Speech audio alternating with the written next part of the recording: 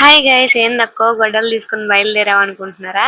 So చెప్తాను. ముందుగా చెట్లంటే ఇష్టం ఉన్నోళ్ళు మాత్రం నన్ను తిట్టుకోమాకండి. ఎందుకు ఏంటనేసి చెప్తాను. వీడియోని స్కిప్ చేయకుండా లాస్ట్ వరకు చూసేయండి. నాకొచ్చేసి కోలాటం కర్రల కోసం వచ్చేసి ఈ జామ కొమ్మలైతే కావాలన్నమాట. సో ఇవైతే గట్టిగా ఉంటాయని చాలా మంది చెప్పారు. సో అందుకనేసి ఈ కొమ్మనైతే నరుకుతున్నానన్నమాట. అక్క, నీ కోలాటం కర్రల కోసం అంత మంచి చెట్టు నరికేయాలా అని మీరు అనొచ్చు. సో దానికి కూడా నేను రీజన్ చెప్తాను. ఏంటంటే మా ఇంటి ముందు ఒక ఇల్లు కనిపిస్తుంది కదా, వాళ్ళొచ్చేసి ఎప్పటినుంచో ఆ కొమ్మలు మా సైడ్ వచ్చాయి, వాటిని నరికేయండి అని చెప్తున్నారన్నమాట. సో మాకైతే వీలు కాలేదు. ఈ కొమ్మలు వచ్చేసి ఏంటంటే చక్కగా ఉన్నాయన్నమాట, అంటే స్ట్రైట్ గా ఉన్నాయి.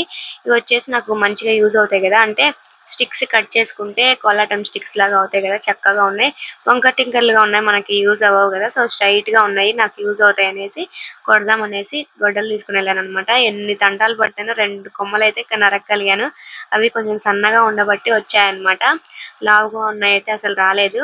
సో వీటన్నిటైతే ఆకులైతే తీసేస్తాను అనమాట. నేనేమనుకున్నానంటే వీటిని ఇలానే తీసుకెళ్లేసి పైన వేసేస్తే ఎండలో ఎండిపోతాయి కదా, ఎండిపోయిన తర్వాత మనము కట్ చేసుకోవచ్చు, ఏ సైజు కావాలో ఆ సైజుకి అనుకున్నాను అనమాట.